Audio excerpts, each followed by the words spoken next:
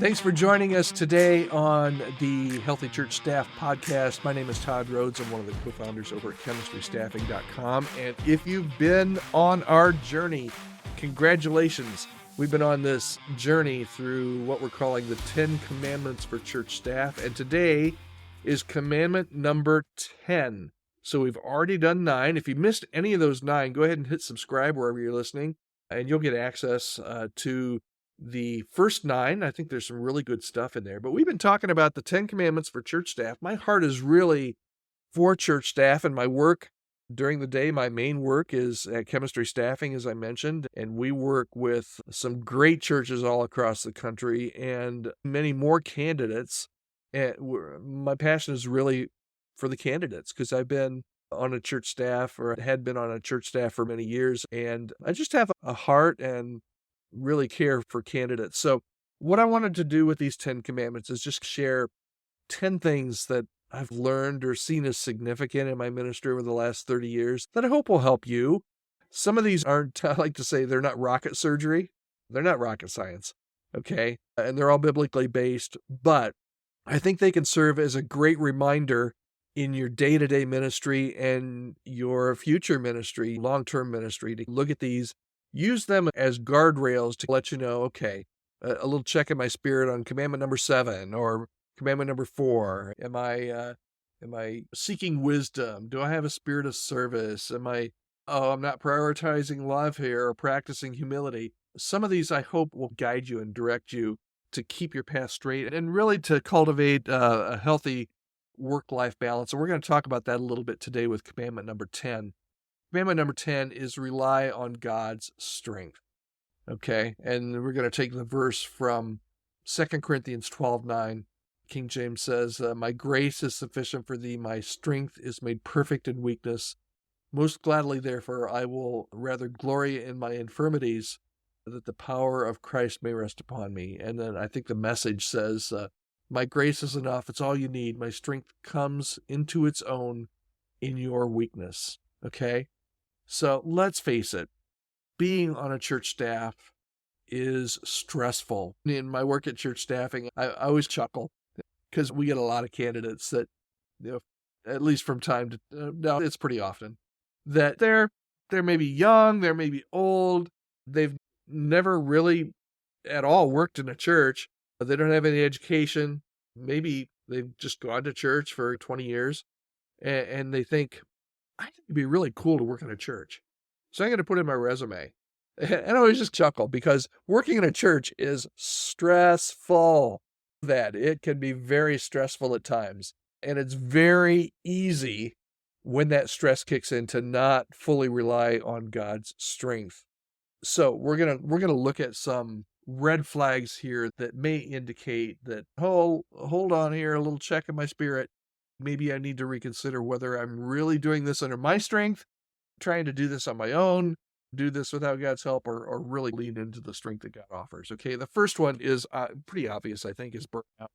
And man, coming up after the pandemic, we saw just, I don't want to say an epidemic of epidemic proportions, but that would be a pun, but I guess it would fit. We saw so many people that were burned out. I always say that everybody was tired after COVID, okay? Some were just tired. They were exhausted. Some were angry. They came out of it, and for certain reasons, they were just angry. Some took their anger even harder and turned bitter, and that bitterness turned into burnout.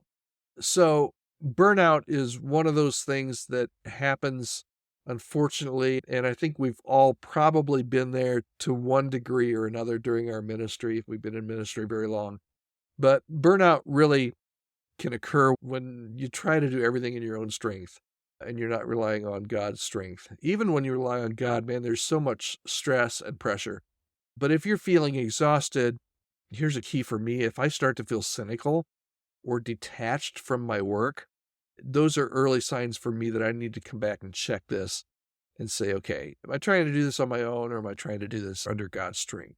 Okay. So burnout is one area. Another area is pride. If you find that you tend to want to take credit for the successes in the ministry instead of giving God some glory. It could be a sign of self-reliance, probably is a sign of self-reliance. I've met a boatload of prideful church leaders and over in my day, and more than I care to, and they sicken me a little bit. Okay, it's if you're going to take all the credit for the good stuff, you got to take credit for some of the bad stuff too. And those people that the prideful people usually are quick to take credit and quick to throw other people under the bus. I'll get off my soapbox there, but if pride is an issue with you, if you feel like, wow, this is really cool, look what I did here, the I is going to cause you a problem. Here's another one. If you find that you have a great deal of fear or anxiety, if there's a constant presence of fear, especially when it comes to what's happening in your church and in your ministry, it may indicate more of a reliance on yourself than of God. Not always, but it's always healthy to wonder how things are going to go. And a lot of times we take risks in ministry. But if you just have this sense of fear, this sense of anxiety all the time, it could be that you really just need to hand over some of that over and rely more fully on God. Finally, let's look at this one as the last one. If you feel like you just have a lack of peace and the joy is gone, it could be that you're not always, but it could mean that you're just relying on your own strength. God says his yoke is easy and his burden is light. A heavy, joyless spirit could indicate more of a self-reliance than a God reliance.